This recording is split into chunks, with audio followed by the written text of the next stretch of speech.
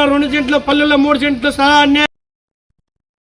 బాపట్లలో తొలిసారిగా నిర్వహించిన జిల్లా రివ్యూ కమిటీ సమావేశంలో వ్యవసాయం, పర్యాటకం, మౌలిక సదుపాయాలు, పరిశ్రమలపై సమగ్ర సమీక్ష నిర్వహించారు.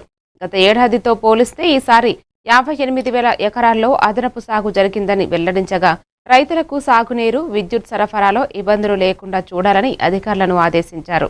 సూర్యలంక, చీరాల బీచ్లను పర్యాటకంగా అభివృద్ధి చేయాలని, ప్రతి నియోజకవర్గంలో ఒక ఎంఎస్ఎంఈ పార్కు ఏర్పాటు చేయాలని పేర్కొన్నారు. సమావేశంలో రెవెన్యూ శాఖ మంత్రి అనగానే సత్యప్రసాద్, ఎమ్మెల్యేలు, కలెక్టర్, ఎస్పీ తదితరులు పాల్గొన్నారు.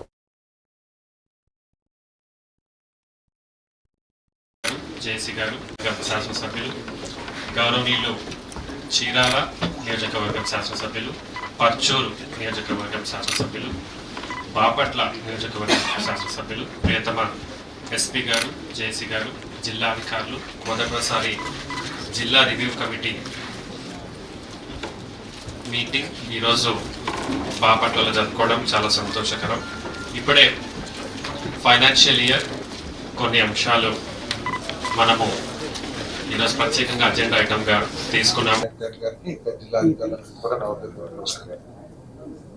ప్రత్యేకంగా జిల్లాని ముఖ్యమంత్రి గారు ఆశించిన స్థాయిలో ముందుకు తీసుకెళ్తున్నందుకు కలెక్టర్ గారి నాయకత్వంలో పనిచేస్తున్న జిల్లా అధికారులందరికీ కూడా నేను ప్రత్యేకంగా అభినందిస్తాను. కూడా తెలిసిందే, గ్రౌండ్ చివరి భూమికి ఏదైతే ముఖ్యమంత్రి గారు ఆదేశాలు ఉన్నాయో చివరి భూమికి నీటిని చేర్చే విధంగా, వ్యవసాయానికి నీటిని చేర్చే విధంగా మరి పనులను కూడా చేపట్టాలని చెప్పేసి నేను ఈ సందర్భంగా నేను తెలియజేస్తాను. అదేవిధంగా మరి రోడ్స్ కానివ్వండి, ఇవన్నీ కూడా ఆలోచన చేశాం.